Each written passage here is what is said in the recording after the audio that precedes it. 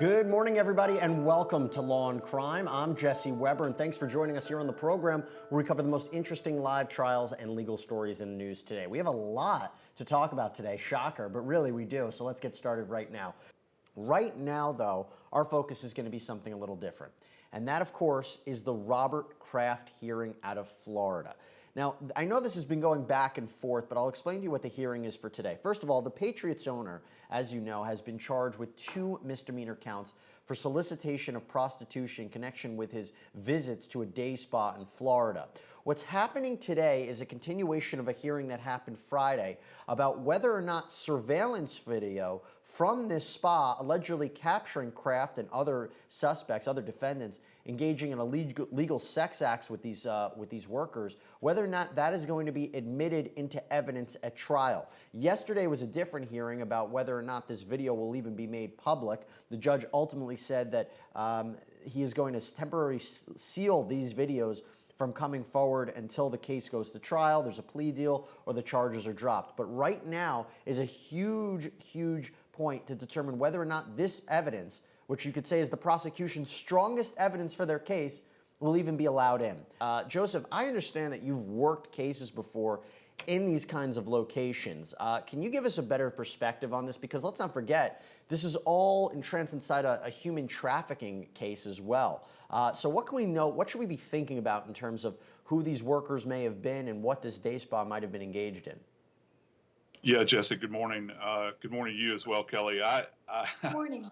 Yeah, I've worked several cases involving both spas, massage parlors in the parlance, as well as what they have in Atlanta that are called lingerie shops, where people can pay to have young ladies model clothing for them, model in air quotes, of course. And look, the police have known that these places exist. They still continue to exist, and you're not making legal history here by interdicting the situation. They will pop up again. It's the nature of the business. The police always know that these are there. That this stuff is going on. But yeah, to the people that are there, the lion's share of the people that I've interacted with and I've interviewed, they don't speak English. For instance, in the Korean day spas in particular, and lingerie shops, they were populated by young Russian girls who didn't speak English very well either. You have drug abuse that goes on in these locations. You have the human trafficking element that goes on. I've had guys that have died of heart attacks inside of these places and had to go tell their families.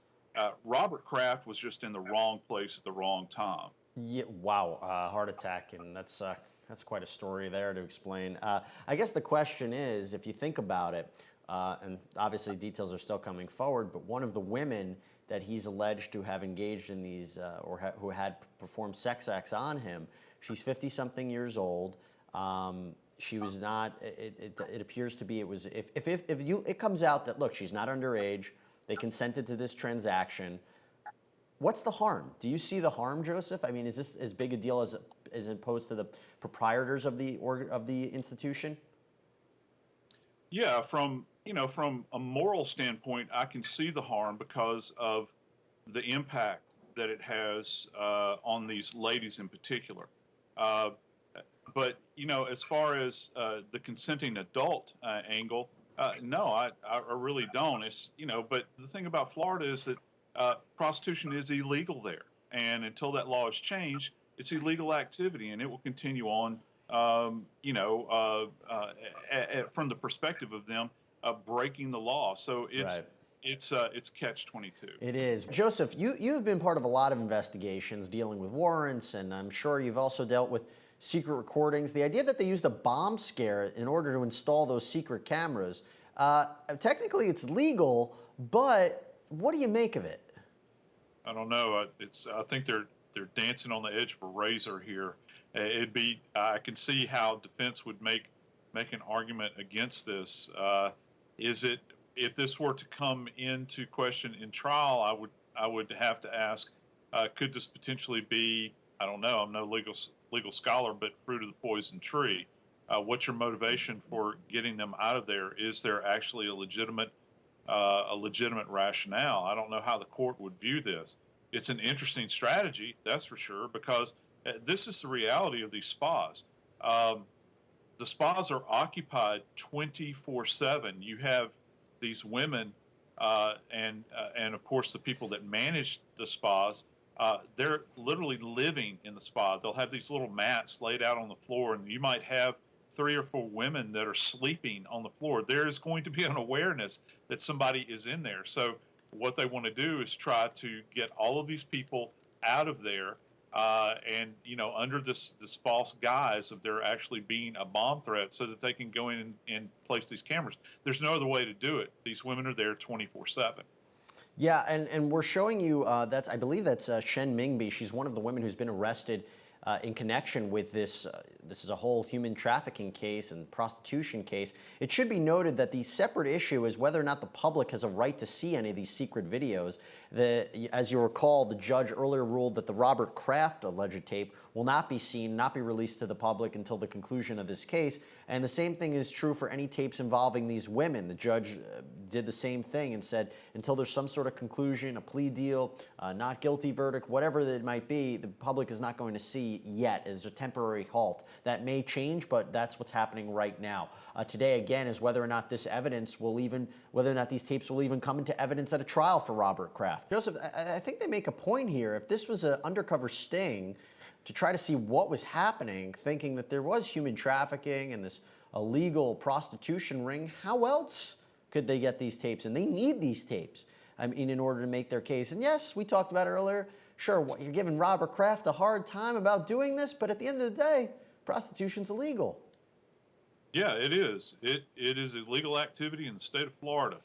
And if you visit one of these places and you engage in the purchase of sexual favors, you're engaging in solicitation, and that's what this comes down to.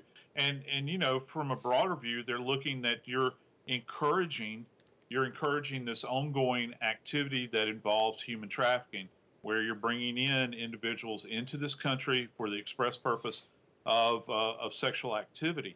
And Lord only knows what's going on in there relative to this. I'd made mention of earlier cases that I'd encountered where we had people going to these massage parlors. I had a couple of homicides that originated out of a couple of these places, and also out of lingerie shops, which Atlanta used to be infamous for, where I actually had people. One fellow in particular died of a cardiac arrest while one of the girls was performing for him.